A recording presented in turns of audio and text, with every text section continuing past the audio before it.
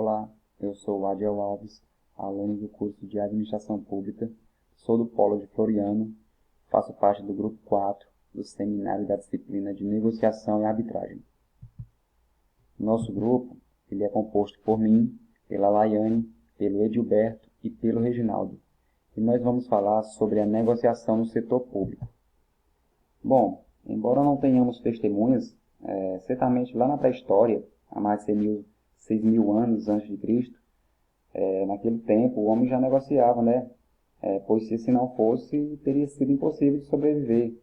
Naquele período a agricultura já estava bastante desenvolvida, o que levou ao surgimento de excedentes, a necessidade de trocá-las, ou melhor, de negociá-las, né? Porque naquela época não havia sido desenvolvidas técnicas de armazenamento e de conservação. E foi daí que deu início o ato de negociar. E é da natureza da atividade do agente público envolver-se com diversas matérias que demandam negociação. Quem já não presenciou, ainda que pela mídia, uma negociação envolvendo as autoridades da área de segurança, nos casos de sequestro ou tentativas de roubo que resultam em cercos com reféns? Isso é bem comum, né, gente? Nós vemos aí jornais, televisão. É habitual também que parlamentares, magistrados e integrantes do Ministério Público atuem como negociadores e intermediários na busca por soluções para os inúmeros litígios, ou seja, os conflitos de interesses judiciais, né, surgidos na sociedade.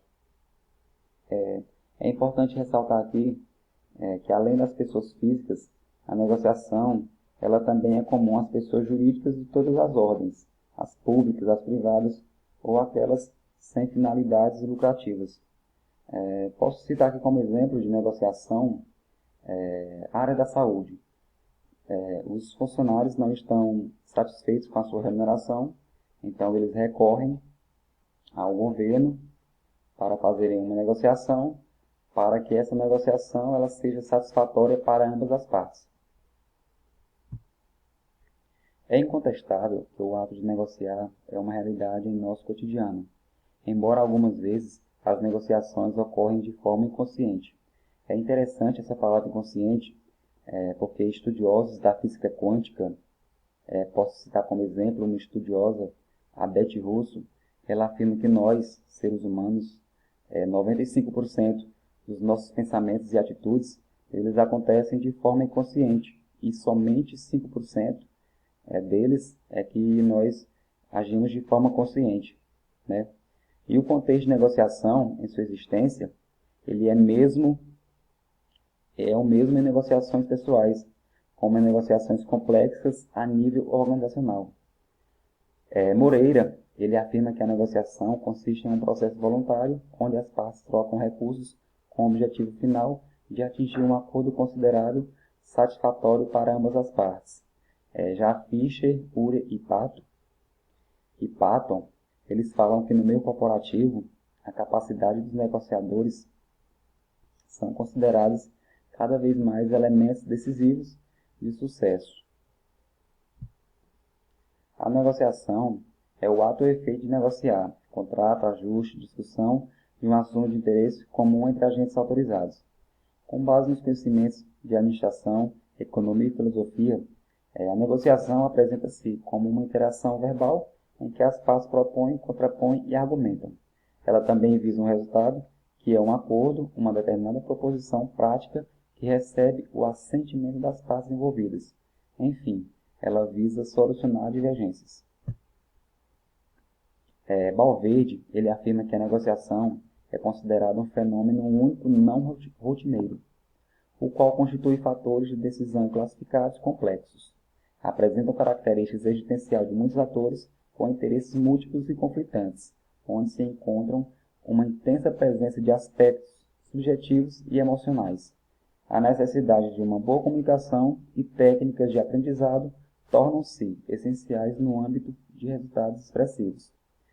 Já Leite, ele fala que a negociação é um processo de troca onde as partes que com autonomia e decisão buscam um acordo satisfatório, mesmo que no primeiro momento tenham interesses desalinhados. No ato de negociar, existem elementos nessa negociação, né?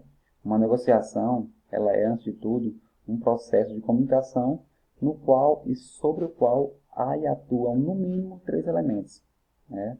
A gente pode citar como exemplo o emissor, que também pode ser denominado de codificador.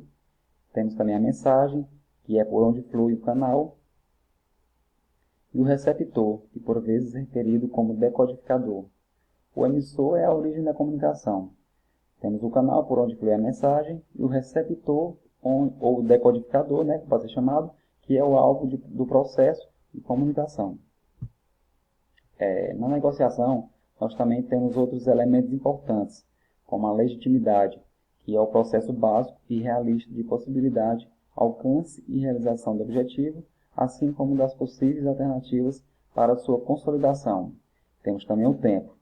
Quem administra convenientemente o elemento tempo, praticamente está no comando do evento.